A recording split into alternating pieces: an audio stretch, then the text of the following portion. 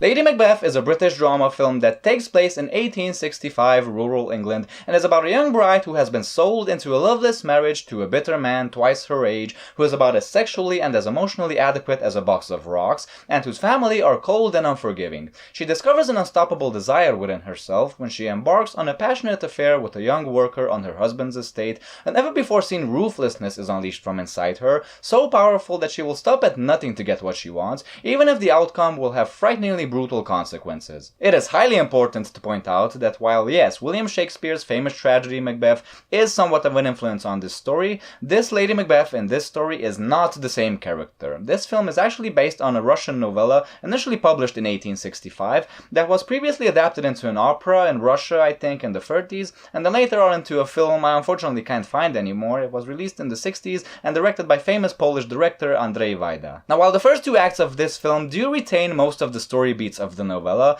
the third act, however, just goes into a completely different direction, and I understand why they did that, and I like that about the film. They wanted to change up the character, they wanted to turn her into something more modern. She does, however, possess, like, most of the major personality traits of her character in the novella, and also of the Lady Macbeth in Shakespeare's tragedy. You know, her being this sort of stronger, more ambitious, more ruthless, and more power-hungry woman than most men, more so than her husband Macbeth, at least. But the play, however, sort of like implies that while women can be as cruel as men, certain social constraints deny them the ability to be able to pursue these sort of bloodthirsty ambitions on their own. The Lady Macbeth in the play, you know, has to resort to manipulating her husband into committing a murder that she wants more than he does, but the fact that she is a woman will ultimately lead to her downfall. I mean, her burning ambition to becoming queen affects her a lot more strongly than it does Macbeth before the murder.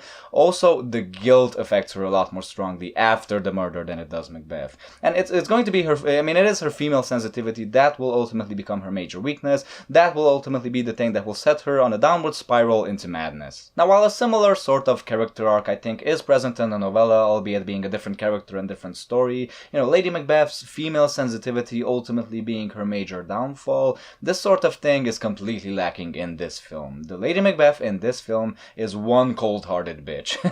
And it's actually quite interesting because I actually sided with her during the first two acts of this film. She was actually quite compelling and I understood her motivations, which for reasons I will get to in just a minute. Now, I like the changes they made from the novella to the film. I actually think they make a lot more sense, besides the obvious one, of course, from setting it from Russia to England. Also, I love that they made the maid, Anna, into a much more important character, which I think really benefits the film for a lot of reasons. Now, while it is mentioned in the novella that the dad and the son are merchants who own an estate with many slaves, the slaves are no major characters in the novella at all. And hey, it was the 19th century, what can you do? Here in the film, however, while it really doesn't attempt at all to bash you over the head with any sort of politically correct message, so to speak, the maid, Anna, and also her lover, Sebastian, are sort of like key characters that are really important for us to understand this world. You know, here, black people, they are slaves, they are servants. Mixed race people, hey, they are farmers at best. Women, white women, hey, they have some power, but they have to be completely subservient to her husbands and to their families. And white men, well, they are just scumbags who can do whatever they want. And, you know, that's the reason why I said earlier that I sided with her character during the first two acts. I actually rooted for her because she's also sort of a slave laborer. She really does seem to have a lot more in common with the discriminated and with the servants than she does with the rich and the powerful. She was bought specifically to bear children for her husband, which is something incredibly horrifying and dehumanizing. And I like that she showed even the slightest form of fondness towards her maid, Anna. You know, it's not a lot, she's still quite mean to her. Let's say it's part of the job, so to speak. And Anna is basically the only positive character in this entire story, and it's so fucking terrifying and sad when you truly realize that the only good person here is just condemned to a life of misery, while all of the other characters are just looking at each and every one of them and just like thinking, which one of you is worse? I can't even tell.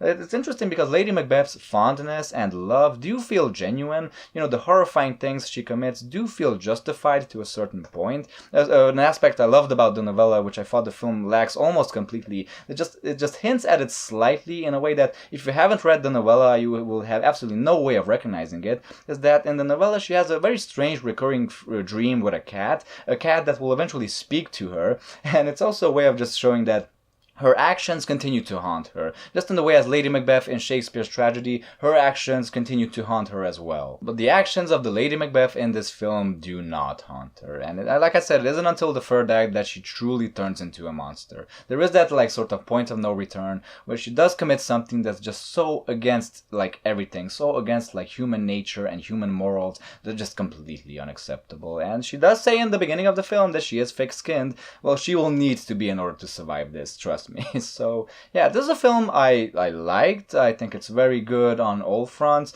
It's very beautiful. It's very well paced. The performances are excellent, and especially the performance by the main actress is absolutely astounding. So I definitely recommend it. It's a film about a lot of things. It's about gender and race inequality and about oppression. It's a pretty straightforward like tragedy. I liked it. I recommend it. It's kind of ridiculous to me to ask this because this film is not, and I repeat, not an adaptation of any of Shakespeare's plays.